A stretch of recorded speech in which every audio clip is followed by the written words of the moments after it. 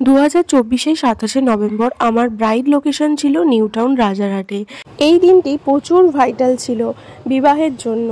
গণবিবাহের মতন বিবাহগুলো হচ্ছিল এই ডেটটাতে। কেন বললাম এই ডেটে আমাকে তিনটে ব্রাইড ক্যান্সেল করতে হয়, শুধুমাত্র এই লোকেশনটা আমার লোকেশনের থেকে অনেকটা ডিস্টেন্স ছিল বলে। আজ আমার হেল্পিং হ্যান্ড ছিল বর্ষা আর সঙ্গীতা। আর এখানে তোমরা দেখো ব্রাইড আমার জন্য ওয়েট করছে আর বলছে আমাকে কিন্তু ক্যামেরার সামনে আনিস না। আজকের এই ব্রাইডটি আমার ছোটবেলার বোন কাম ফ্রেন্ড, খুব ভালো আমার সঙ্গে একটা বন্ডিং ছিল, যে কারণে কলকাতায় এত মেকআপ আর্টিস্ট থাকা সত্ত্বেও সে আমাকে চেয়েছে তার স্পেশাল দিনটিতে। ওর রিকমেন্ড অনুযায়ী আমি প্রত্যেকটা কাজ করেছিলাম। ওর কথা ছিল যে আমার লুকস যেন একদম সিম্পল থাকে আর একদম সাটেল যেন দেখতে লাগে। দেখো ও আমাকে যেমনটা চেয়েছিল আমি ঠিক তেমনটা, একদম হেভি মেকআপ করিনি আর হেভি জুয়েলারিও ও সেরকম কিছু পরেনি, কারণ ওর পছন্দ ছিল একটা সিম্পল আর সাটেল লুক।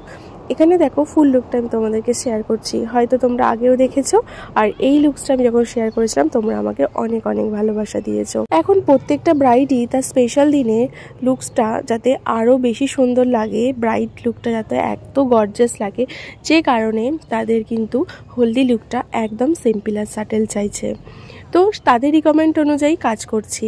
যাই হোক, তোমাদের কেমন লাগলো অবশ্যই জানিও। আমি আবার কল টাইম 3টে ছিল, আমি আবার কল টাইমে পৌঁছাই। সেখানে পৌঁছে দেখি তার এখনও হলদির সমস্ত রিচুয়ালস কমপ্লিট হয়নি। এখানে অনেক কিছু রিচুয়ালস হচ্ছিল আর সেটার একটা ছোট্ট ক্লিপ আমি তোমাদের সাথে শেয়ার করলাম। তার স্পেশাল দিনটিতে তার কিন্তু সমস্ত রিচুয়ালসগুলোই তাকে ক্যামেরাবন্দি করতে হবে, যে কারণে সব নিয়ম বাধা মেনে তাকে কিন্তু তার স্পেশাল দিনটাতে এগোতে হবে। এখানে আমি বললাম যে তোর একটা বিফোর ভিডিও নেই, তুই আমাকে কিছু বল তোর কেমন লুকস পছন্দ। ও বলল না, আমাকে একবারে আফটারেই দেখাবি। খুব জোর করে আমি একটা ক্লিপ নিয়েছিলাম। এখানে দেখো ব্রাইড যে বাদাম খাচ্ছে সেটাও আমাকে ভিডিও করে দিয়েছে সঙ্গীতা।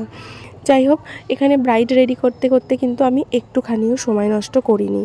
আমার সমস্ত কাজ কিন্তু আমি একদম ব্রাইডের রিকমেন্ড অনুযায়ী করেছি। তার পছন্দ সে আমাকে আগেই শেয়ার করেছিল, একদম সিম্পলের মধ্যে একটা কলকা হবে, একটা রেড লিপস্টিক হবে আর আই মেকআপটা একদম যেন বেশি ব্রাইট না হয়। গয়না পরানোর সময় থেকে শুরু হয়ে গেছিলো প্রচণ্ড তাড়াহুড়ো।